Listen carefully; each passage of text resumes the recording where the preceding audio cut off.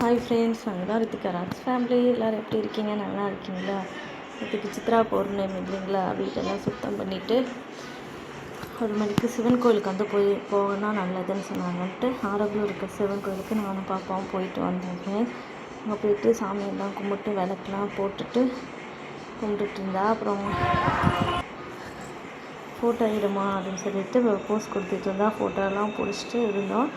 அப்புறம் சரி கிளம்பலாம் அப்படின்னு சொல்லிட்டு போகும்போது பிரசாதம் தராங்க, வாங்கிட்டு போங்கன்னு சொன்னாங்க.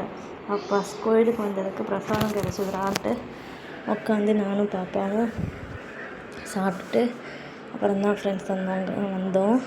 எலுமிச்சை சாதம், பொங்கல், சுண்டல் கொடுத்தாங்க. சாப்பிட்டுட்டு அப்புறம் கிளம்பி அப்புறம் வந்துட்டோம். அப்புறம் தலை வலிச்சதுங்களா, ஒரு டீ மட்டும் கஃபேவில் போய் குடிச்சிட்டு வந்தோம். அதை நான் ஷூட் எடுக்கல ஃப்ரெண்ட்ஸ். அப்புறம் வீட்டுக்கு வந்துட்டு வீட்டில் சுண்டல் வச்சுருந்தேன்.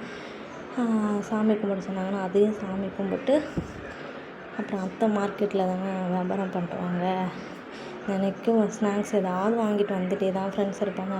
பலாப்பழம், அப்புறம் கடல, அப்புறம் மாம்பழம் இதெல்லாம் வாங்கிட்டு வந்திருந்தாங்க. பாப்பாவுக்கு வேறு புண்ணுங்களா, அம்மா என்னையும் காட்டுமா, எனக்கு நிறைய கொப்பளம் போட்டு நான் மாம்பழம் சாப்பிட்றேன்ல அப்படின்னு சொல்லிட்டு அவள் மூஞ்சை வந்து முன்னாடி காட்டிகிட்டு இருந்தா.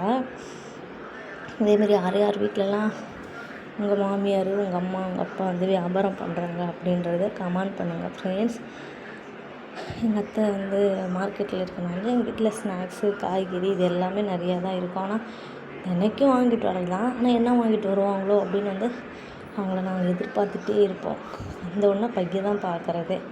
அத்தை வாங்கிட்டு வராங்க, என்ன வாங்கிட்டு வராங்கன்ட்டு. ஓகே ஃப்ரெண்ட்ஸ், எங்கள் சேனல் பிடிச்சிருந்தா சப்ஸ்கிரைப் பண்ணுங்கள். தேங்க்யூ, நன்றி.